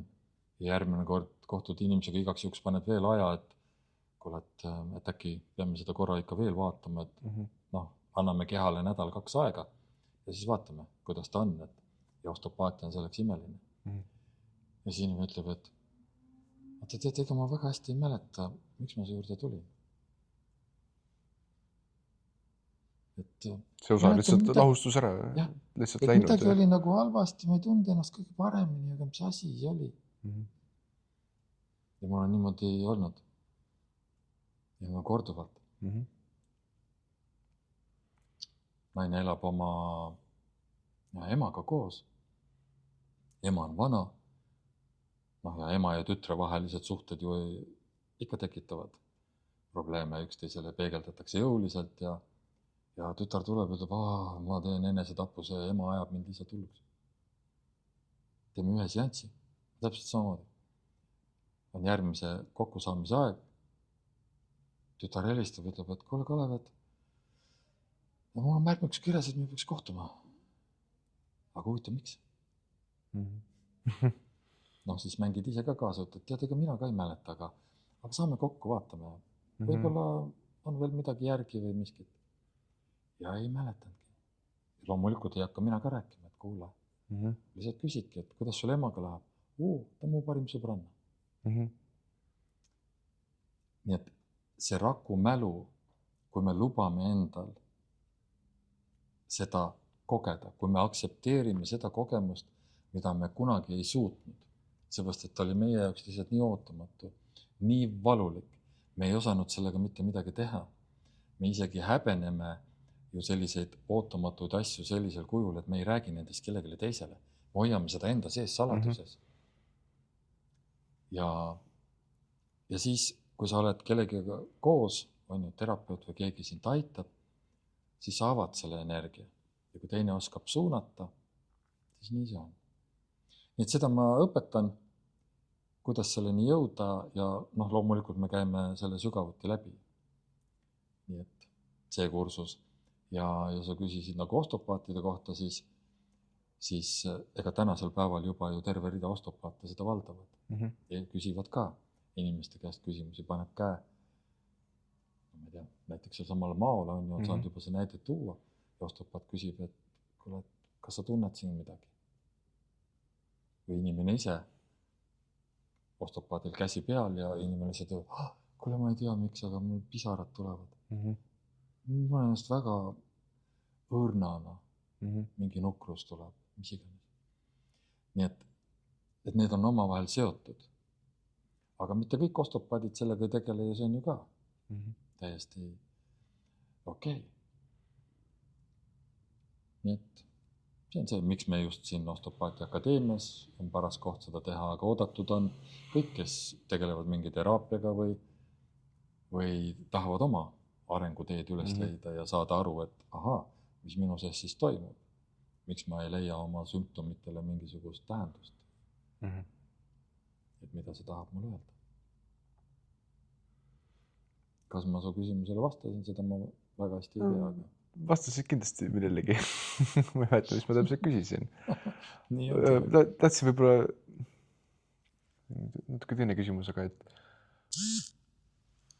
kui see võti on tegelikult siis meie sees olemas, nagu ta on, eks ole, sellega me oleme nõus, et ükskõik mis on, siis see muutumisvõime on alati olemas meie sees, see potentsiaal. Aga miks siis minna kellegi juurde? Kuidas sina seda mõistad? Siin on üks selline trikikoht. Nimelt korra sai mainitud ka, et me elame justkui ise nagu mingisugust lugu. Kui me, eks ole, väikse poisina, väikse tüdrukuna hakkame arendama seda illusoorset lugu iseendast ehk ego lugu, siis meie elust arusaamine nagu lähebki selle loo peale. Ehk ma kannan seda kogu aeg enda sees kaasas, kui me saame, näiteks sinuga mingisuguse, ma ei tea, 2 nädala pärast kuskil kokku on ju, ma küsin, et kuule Pirk, et kuidas läheb, siis meil on mingisugune lugu juba seal taga on ju, me oleme varem kohtunud, rääkinud ja siis sa hakkad selle koha pealt, et kuule tead, mul see, on ju, sind üks sündmus just ootab ja hakka seda siin kaamera ees ütlema ja siis me jätkame nagu seda lugu. Ja nii me elame mõnes mõttes kogu aeg ühes võltsmaailmas. Ja inimesed jäävad uskuma oma lugu. Minu elu on kaasa toonud ka 1,5 aastat Afganistani sõjakoldes olemise ja tänasel päeval ma olen mitme koha peal nagu avastanud, et oota, et kas see oli ikka täpselt sellised, nagu mina seda mäletan. Et need meie lood, seal on hästi palju sellist triki psühholoogiast ja kõigest sellest ju tehakse ka igasuguseid dokumentaalfilme ja katseid ja nii edasi. Seal on ju korduvalt tõestatud, et kui, ma ei tea, 10 inimest näevad näiteks liiklusõnnetust pealt või kellegi kaklust, on ju, et kes kus kohast tuli, mida ta ütles, kuidas tema lõi. Kui 10 inimese käest võtta tunnistused, siis igal ühel on midagi, mida nägi tema teistmoodi. Nii et kõik sellised katsed uuringud näitavad, et ei ole kahte ühesugust, et kes saaks täpselt ühtemoodi aru. Ja mida sügavamale me läheme, seda rohkem neid selliseid õrnasid ja peenesid erinevusi on.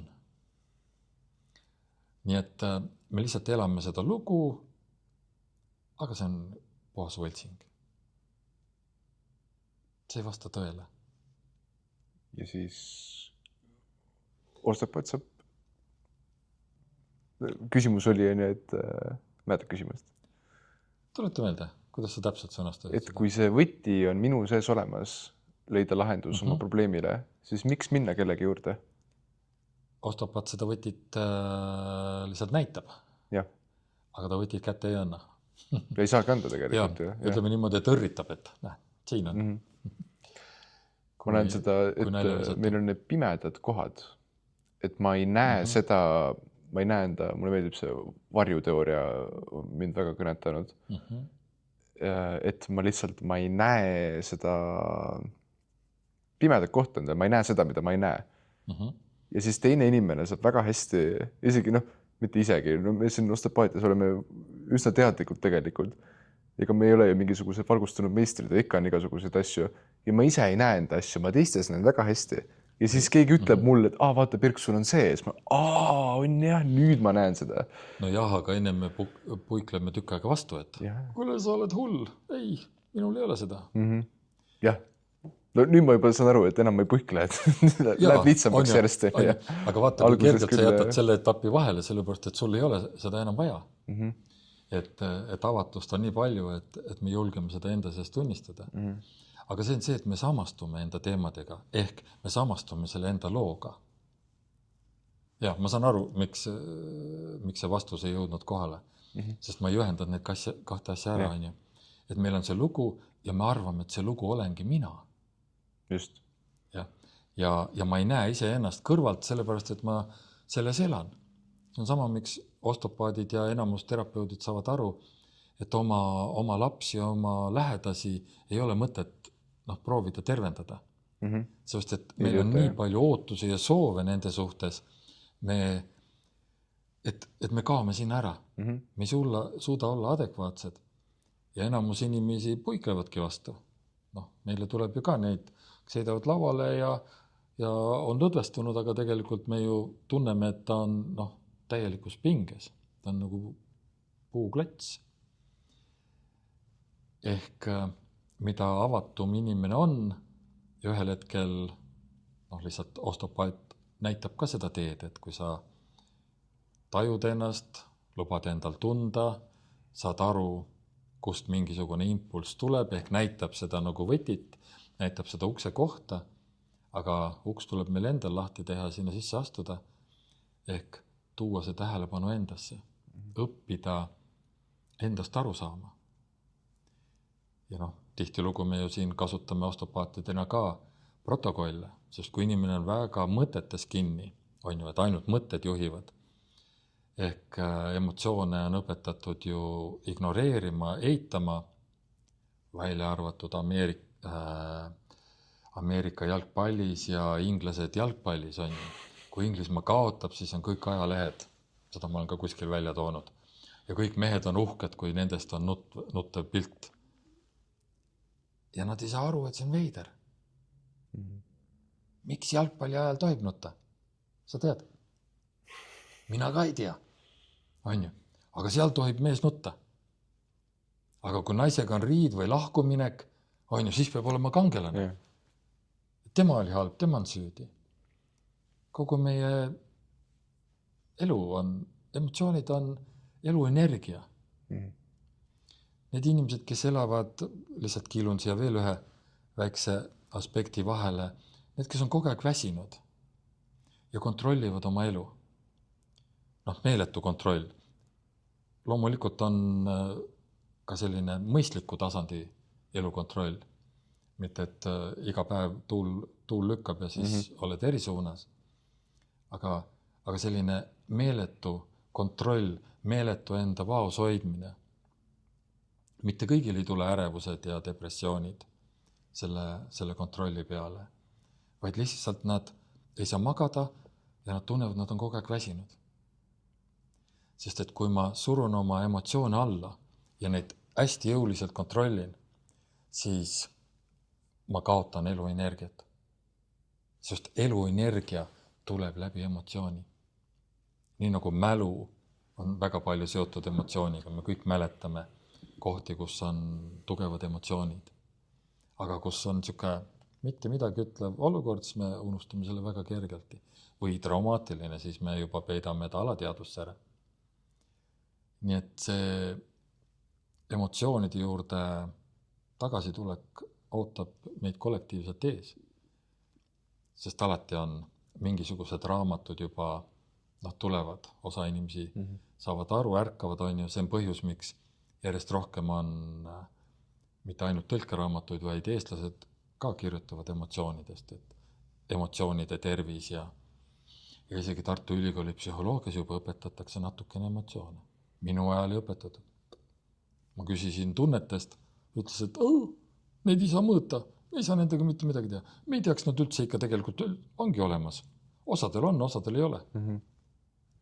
Ja ma ütlesin goodbye. Ja nüüd hakkab juba meditsiin, ka psühhosomaatika jõudma lõpuks, sest et üsna vaieldamatu on juba, et tõesti, et ei saa nii materiaalselt ja autistlikult seda inimkeha vaadata, et ta ei ole ju mingi auto, ikkagi tegemist on ühe süsteemiga. Jah. Alles oli mul üks patsient, kes käis siis soolte uuringul, aga tal oli sealt teised teemad veel ja siis ta nagu ütles, et kui mul on see ja teine ka ja siis arst ütles, et tead, ma ei tea sellest mitte midagi, ära mulle nendest räägi. Ma võin sulle ainult sooltest rääkida. Aga siis inimene ütlebki, et kuulge, aga mul ei ole sooltega kunagi probleemi olnud. Lihtsalt see eelmine arst ütles, et kuule, käi seal ka, äkki tema teab. Ja siis inimest solgutataksegi ühest kabinetist teise ja mitte keegi ei pane tervikpilti kokku. Täitsa tobe ausalt öeldes. Tõesti, järjest rohkem. Eks me ostopaadina tobe, näeme seda tobedusena. Nimed nad üldse midagi tehtud saavad, vabandust, aga...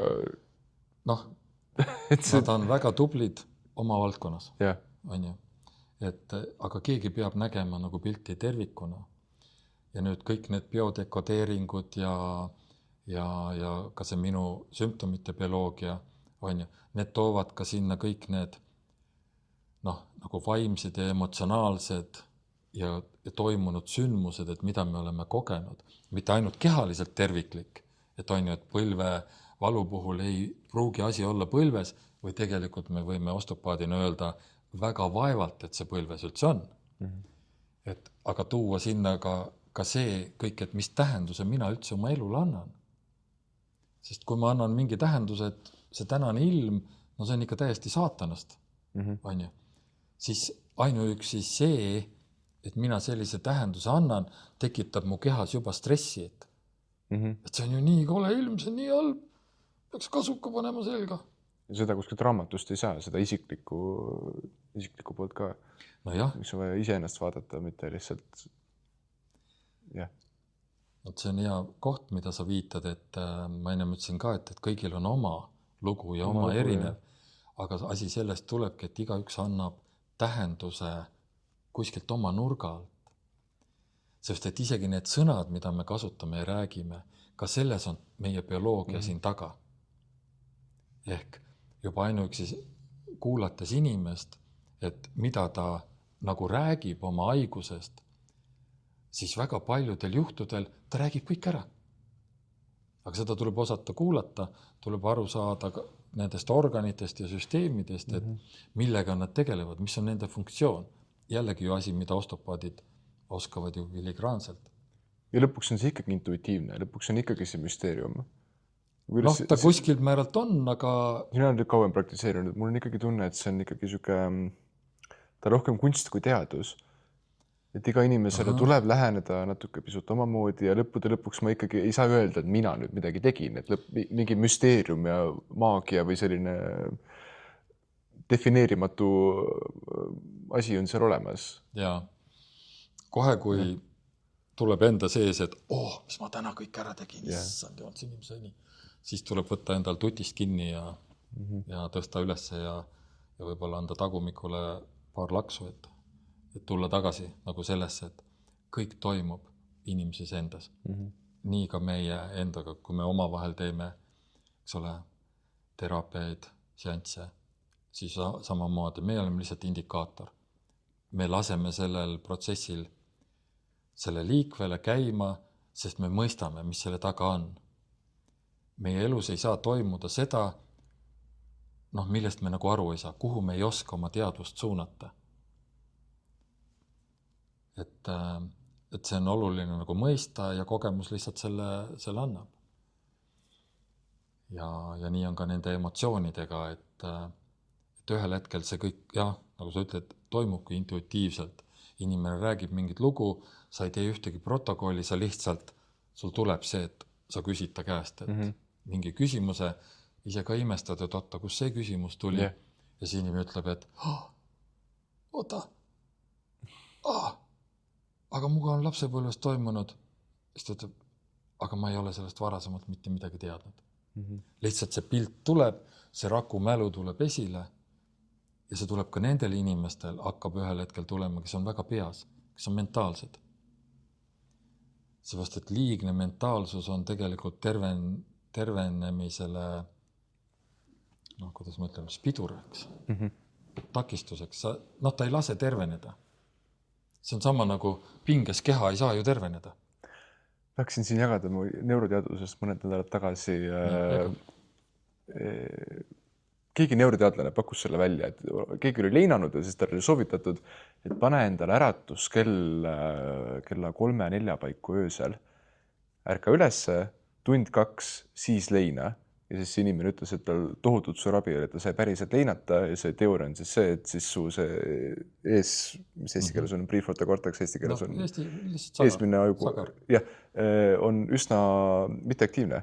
Seega see mentaalne pool on vaigistatud. Ma proovisin seda, kusjuures mul tuli meelde nüüd sellega, et väga paljud spirituaalsed praktikad soovitavad just mediteerida 3-4-5 paiku hommikul. Et siis on see nii-öelda see sild teispoolsuse vahel on avatud ja kuidas me seda nimetame. Me igasugused sõnu sinna panna, aga see on väga huvitav, et võib-olla keegi, kellel on eluga pahuks, ma ise ka proovisin. Tõesti päris sügavale jõuab, sellepärast see taju ei tööta. See kaitset pole ees ja sa saad väga selgelt minna sinna, mis päriselt su kehas on praegu, ilma mudeliteta. Ja need inimesed, kes elavad kortermajades, need on ka järjest rohkem märganud, et kuidagi rahulik on sel ajal. Ehk need teised meeled, mis kõik selles ühises ruumis, eks ole, kogu aeg pommitavad mingisuguste oma hirmude ja asjadega. Ega see on ju ka vibratsioon. See on nagu wifi levi, me oleme kogu aeg teiste väljas. Mina ei saa kortermajades üldse elada või olla. Mina olen mingisugused mõned aastad elanud ja juba ammu ei ela, aga see on iga ühe enda valik, on ju. Et juba sellepärast on seal rahulikum. Ja täpselt see sama, et või teine võte on see, et millega magama jääd, sellega hommikul ärkad. Ehk näiteks ma olen soovitanud, kellel on hingamisega probleemid, et jääda magama sellise sügava rahuliku hingamisega. Lihtsalt tehagi kogu aeg lõdvestuda, lasta kogu aeg lahti ja siis inimene jääb magama. Ja siis ühel hetkel, isegi kui ta keerab öösel külge, siis ta kuuleb, et oota, ma hingan ikka sügavalt ja rahulikult, on ju, keerab külge, magab edasi. See võtab natukene aega. Nüüd, kui keegi tahab katsetada ja korra 2 katsetad, siis see ei õnnestu. Seda tuleb psüühikale, see tuleb natukene tutvustada, aga meie, see kõik töötab selliselt, et see, millega me magama jääme, see meil öösel on ka, kui meil on mingi šokk, mingi trauma ja me kogu aeg otsime sellele lahendust, siis see tuleb ka öösel unenägudesse. Nii et jah, kõik see elu on hästi lihtne. Jah, see on võib-olla see, kuhu me lõpuks, eks ole, jõuame, on see, et see on pisut paradoksaalne, aga ühel hetkel nagu, ma ei tea, nagu ei ole eriti probleemi. Probleemi pole. Kannatus nagu oli kunagi, ma ei tea, ma nagu ei kannata enam kindlasti nii palju. Kas ma üldse enam kannatan, ma ei tea, see nagu ei häiri mind. Mingid uued asjad ja sellised ikka võivad tulla või vastupidi, eks ole, mingisugused väga vanad traumad. No, asjad protsessid. On, aga kannatus kui selline, ma nagu ei pane vastu enam, ma nagu see on okei. Aga ma ei põgene kogu aeg, ma ei võitle asjade vastu, sest nagu on. Elu on lihtsalt. Ma toon inimestele analoogia, on ka aastaid arvutiinsener olnud, et kui sa arvutit ei tunne ja pead temaga töötama, keegi ütleb, et kuule, tee see dokument valmis või ma ei tea, saada mingisugused faile ära, sa sellest mitte midagi ei tea, mis siis toimub? Issa, ma ei oska, äkki ma vajutan valesse klahvi. See on võimatu, mina ei oska, ei, ma ei tea. Täpselt sama on eluga. Kui me ei mõista, mis protsessid mul siin sees toimuvad, miks mul on emotsioonid, miks nad on just sellel hetkel, miks mul tulevad sellised mõtted, miks mul siin on nagu hullu maja. Mingi valu põlves näiteks vahepeal. Või... Täpselt nii, et kui ma ei saa aru, kuidas see mehhanism töötab, siis ma olengi kogu aeg paanikas ja hirmus. Aga see on ju nii loogiline. Sellepärast mulle meeldib visata, ma iga aasta avastan enda sees jälle mingi, kas see on nüüd üldine või mingisuguse konkreetse koha peal, et issand, see on ju nii lihtne. Elu ongi väga lihtne. Ja siis järsku on, see ongi alati see lahendushetk, kus sa saad aru, et mis iganes see on, et see on nii lihtne. Ja siis teed ja see ongi nii, töötabki, saidki aru lõpuks on ja lõpetasid rabelemise, lõpetasid selle tohutu keeruliseks ajama ja ma erutan nii keeruliseks. Me oleme selle maailma nii keeruliseks ajanud. Ja mida rohkem teadust, on ju. Ma lihtsalt viitan näiteks toitumusele, on ju. Mida rohkem toitainetest ja sellest kõik räägitakse, siis need inimesed, kes elavad automaatrežiimis, neil tekib segadus. Nad ei tea, mida ma siis söön. Üks ütleb, et kartul on hea, teine ütleb, ei, kartulit ei tohi süüa, riis. Kolmas ütleb, et ei, ainult tatar kõlbab. Ja kõik tervis, mis on seotud toitumisega, läheb järjest hullemaks. Mida rohkem seda tegeleme, mida rohkem meditsiin vähiga võitleb, seda rohkem vähki on. Mida rohkem me keskkonda päästame ja parandame, seda halvemaks meie keskkond läheb. Etaks asja rahul oleks paari aastaga asi korrast. Nüüd juba läheks 20 aastat aega ja me oleme nii palju ära rikkunud. Aga see ongi ju loogiline. Seepärast, et see elu toimib perfektselt, ilma meie vahele segamata. Meie rakud teavad, milleks neil on vaja saada. See bioloogia toimib kogu aeg. Sellepärast meil ju sümptomid tulevadki, et me segame kogu aeg vahele, me rikume selle bioloogia ära. Me arvame, et ma olen ise tark, et mina tahan, et oleks nii. Aga ei saa. Hingamine on selleks, et saada hapnikku ja jäägid välja, CO2 välja. Ja kui mina tahan, et ma ei tea, mu hingamine, mul ei tule praegu ühtegi fantaasia pilti, on ju, et mu hingamine, ma ei tea, aitaks mul lennata, on ju, ajan oma käed laiali ja nüüd ma lendan siin kosmoses, on ju, see viitab praegu sellele vabastavale hingamisele või holotroopne hingamine, mis see on? Seal on oma tarkus. Ja kui seda nagu mõistlikult teha, siis mina kasutan hingamist jätkuvalt ja päris palju. Aga seal saavad ka inimesed liiga? Minul on lugusid kuulnud. Jaa, aga seal ongi, et seda peab mõistma ja inimest tuleb julgustada küsima, kui tekib midagi. Inimest tuleb anda kaasa, et ta ei ole üksi. Ehk ta näiteks hingab, ma ei tea, 3 minutit, mis iganes.